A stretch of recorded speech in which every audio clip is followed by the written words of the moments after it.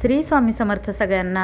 बऱ्याच दिवसांनी व्हिडिओ, का तर अंगात आळस, आजारपण, सुट्ट्यांना बाहेर जाणं, सगळ्यामुळे बरेच दिवस झाले व्हिडिओ बनवला नाही.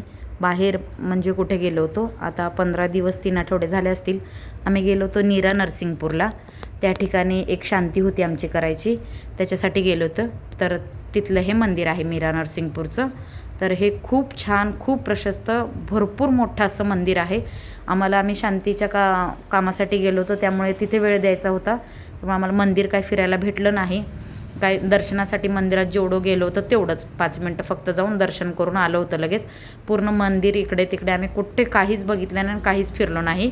पण नदीच्या संगमावर मात्र 2 वेळा जाऊन आलो होतो. आणि आमच्या शांतीचा कार्यक्रमच 3-4 तासाचा होता, त्यामुळे त्यालाच वेळ दिला होता. आम्ही फक्त दर्शन तेवढं मंदिरात जाऊन घेऊन आलो होतो देवाचं. तरी थोडक्यात माहिती, थोडासा मी व्हिडिओ त्यातल्या त्यात काढला होता तिथला आजूबाजूचा परिसराचा. तर त्याची थोडक्यात माहिती तुम्हाला सांगते. जेवढं मला काय माहीत आहे किंवा तिथल्या त्या ब्राह्मण काकांनी, पुजाऱ्यांनी जी माहिती सांगितली होती आणि ती थोडासा मी व्हिडिओ केला आहे, त्याच्यात तुम्हाला सांगते. म्हणजे खरं तर या ठिकाणी बऱ्याचशा शांत्या होतात. म्हणजे जसं की नाशिकला होतात त्र्यंबकेश्वर या ठिकाणी, किंवा काशीसारख्या ठिकाणी ज्या मोठमोठ्या शांत्या होतात, म्हणजे नारायण नागबली, त्रिपिंडी श्राद्ध, काशीला आणि त्र्यंबकेश्वरच्या ठिकाणी जे होतात, तशाच शांत्या मोठ्या, म्हणजे ज्या काही मोठमोठ्या शांत्या असतात म्हणतो आपण, त्या सर्व ह्या ठिकाणी केल्या जातात. या ठिकाणाला दक्षिण प्रयाग असं पण म्हणतात. आणि हे खूप मोठं, खूप प्राचीन असं मंदिर आहे. बघा हे मंदिर तुम्ही, किती भव्य ढव्य स्वरूपाचं आहे हे. तरी एवढा काही व्हिडिओ घ्यायला भेटला नाही मला, फक्त 5 मिनटाचा व्हिडिओ केला आहे मी. हे ठिकाण म्हणजे भक्त प्रल्हादाचे, कयादू माताच्या पोटी जन्म घेतलेल्या भक्त प्रल्हादाचं जन्मस्थान आहे हे. आणि या ठिकाणातली मूर्ती पण, या मंदिरातली भक्त प्रल्हादांनी वाळूची तयार केलेली मूर्ती आहे, तिची पूजा होते. एक मूळ रूपातली दगडातली पाषाणाची मूर्ती आहे, पण ती मूर्ती बाजूला ठेवून त्या मूर्तीला बघत बघत रोज भक्त प्रल्हाद म्हणे नदीच्या तीरावर वाळूची मूर्ती तयार करायचे आणि रोज संध्याकाळी ती विसर्जन करून यायचे. एके दिवशी त्यांनी ती मूर्ती विसर्जन करायचंच विसरले संध्याकाळचं. मग तीच मूर्ती त्यांनी मंदिरात पूजेसाठी ठेवली आहे. मूळ मूर्ती जी आहे पाषाणाची दगडाची, ती मूर्ती पूजा करत नाहीत ह्या मंदिरात, ती बाजूला ठेवली आहे. आणि भक्त प्रल्हादांनी वाळूची जी मूर्ती बनवली आहे, त्या मूर्तीचं ह्या मंदिरात रोज पूजा अर्चा होतात. हे ठिकाण म्हणजे देवेंद्र फडणवीस यांचं, त्यांच्या कुटुंबाचं कुलदैवत आहे. तिथे देवेंद्र फडणवीस साहेब वर्षातून 1-2दा जात असतात म्हणे दर्शनाला, किंवा कुळाचा कुळधर्म, कुलाचार करण्यासाठी जात असतात. त्यांचं कुलदैवत आहे हे. आणि इथे 3 नद्या आहेत, 3 नद्यांचा संगम आहे. 3 नद्या म्हणजे भीमा, नीरा आणि सरस्वती. भीमा आणि नीरा नदी दोन्ही बाजूनी येऊन त्यांचा संगम झालेला आहे. आणि सरस्वती नदी मात्र गुप्त स्वरूपात आहे.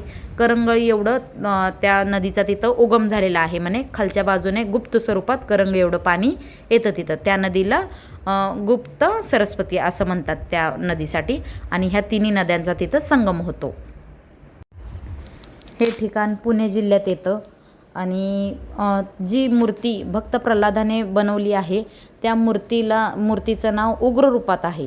ती मूर्ती भक्त प्रल्हादाकडे उग्र रूपात बघत होती, त्यामुळे ती उग्ररूपी मूर्ती आहे. आणि जी काळ्या पाषाणाची मेन मूर्ती आहे, त्या मूर्तीचं नाव शामराज आहे. शामराज म्हणजे शांततेचं प्रतीक आहे.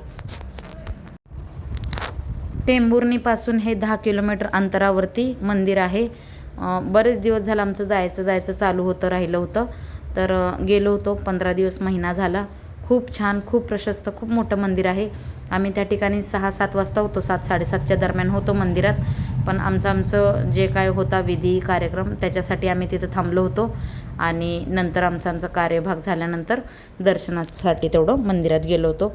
नदीच्या तीरावर मात्र 2-3 वेळा गेलो होतो दर्शनासाठी. तिथे महादेवाचं मंदिर आहे बघा, बऱ्याचशा छोट्या छोट्या देवी देवतांचे मंदिर आहेत आजूबाजूला. कालभैरवाचं आहे, महादेवांचं होतं, विठ्ठल रुक्मिणींचं आहे, बरीचशी मंदिरं आहेत तिथं वरती. खूप छान होतं मंदिर बघण्यासारखं. हे बघा मंदिरावरती हे छोटे ज्या मूर्त्या आहेत, त्या 176 असे छोट्या स्वरूपातील मूर्त्या आहेत लावलेल्या शिखरावरती, कळसावरती मंदिराच्या. खूप प्रशस्त असं मोठं मंदिर होतं बघा. जेवढं दाखवायचं होईल तेवढं मी 5-10 मिनटात आमचं गडबडच चालू होती. गडबडीत येणं जाणं दर्शन घेणं तेवढंच चालू होतं. त्या दर्शनाला येता जाता जसं जमेल तसं 3 दरवाजे आहेत ह्या मंदिरासाठी. तिन्ही बाजूने आहेत. आम्ही पाठीमागच्या दरवाजाने गेलो होतो. पुढचा दरवाजा पण खूप मोठा आहे, त्याला भरपूर पायऱ्या आहेत, मोठ्या प्रमाणात आहे तो. आणि आम्ही पाठीमागच्या शॉर्टकटच्या दरवाजाने आतमध्ये जात होतो. पाठीमागच्या बाजूला आमचा विधीचा मंडप होता आणि तिकडूनच आम्ही शॉर्टकटमधून जात होतो आतमध्ये. त्याच्यानंतर पूर्ण आम्ही जे काही शांती पूजा अर्चा होती ती केली तिथे. आणि काही चहा नाश्त्यासाठी काहीतरी चाललो होतो. हा बाजूचा परिसर आहे, तिथं म्हणजे भरपूर हे लहान लहान मुलांना ते प्रशिक्षण देतात विधीचं वगैरे. ज्या काय त्यांच्या शाळा असतात ते चालू होतात, म्हणजे लहान मुलांना ते पण शिक्षण देतात त्या ठिकाणी.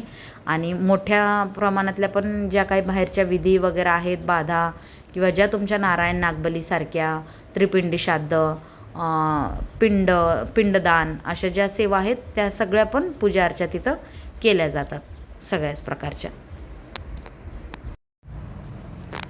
चला तर भेटू आता. बघू कसे कसे व्हिडिओ टाकायचे होत आहेत. रोज टाकण्याचा प्रयत्न करत जाईन. रोज एक नवीन माहिती तुमच्याबरोबर शेअर करेन. श्री स्वामी समर्थ सगळ्यांना.